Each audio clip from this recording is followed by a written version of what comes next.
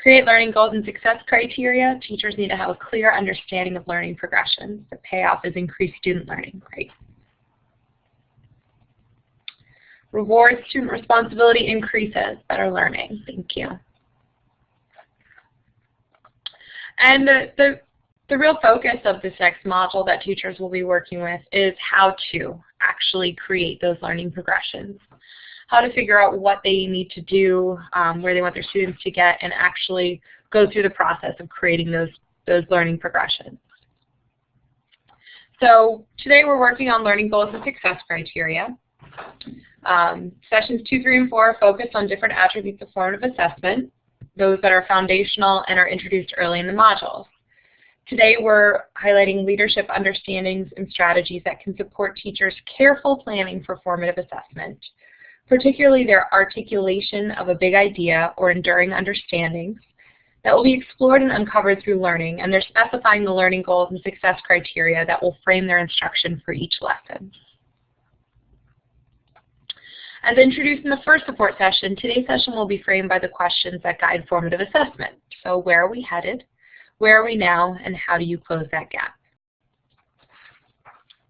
And our guiding question today is, how can we support teachers as they develop and implement learning goals and success criteria for formative assessment practices?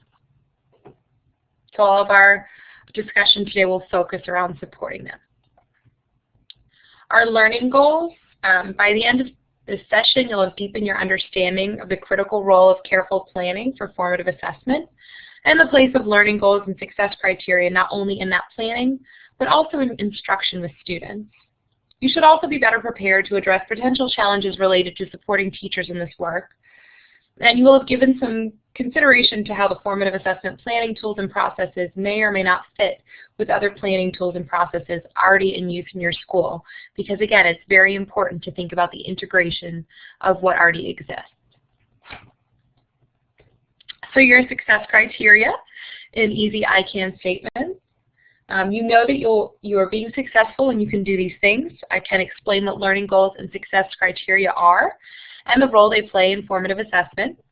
I can clarify how learning goals and success criteria relate to each other and to other lesson planning approaches currently used by teachers. I can recognize and address potential leadership challenges related to teachers' use of learning goals and success criteria. And I can identify leadership actions that can strengthen my school's current stage of implementation. So where are we headed?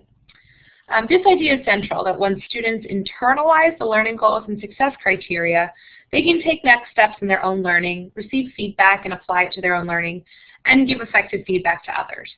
While there's been effort to have teachers post learning goals, the formative assessment process ensures that students understand the goals and that students are clear about what it will look like when they've reached those learning goals.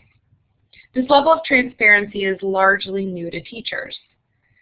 The video previewed during the asynchronous session has teachers unpacking and clarifying learning goals for a high school ELA class. This type of planning is the first step, as it allows teachers to clarify and refine the learning goal and the precursor and foundational knowledge that's necessary for students to be able to meet these challenging learning goals. And the next slide will unpack that video. So as we move to the asynchronous video, I want you to discuss or consider the following questions. What do these teachers do? And these are also listed, by the way, on your agenda. Everything is at the bottom of the agenda. What did these teachers do to explore the learning goals and success criteria for their unit?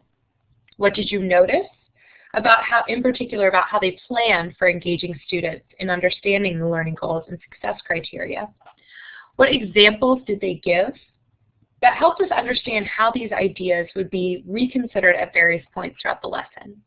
So what we're going to do, as we have experienced before, Collaborate is, you know, not the handiest tool, and our videos don't always play well. So what I'm going to do is take you to the blog and to the video itself. And what I would like you to do, I'm going to play the video just so I can have the time, but I'll mute it. And if you will play the video through your computer, and then raise your hand once you have finished.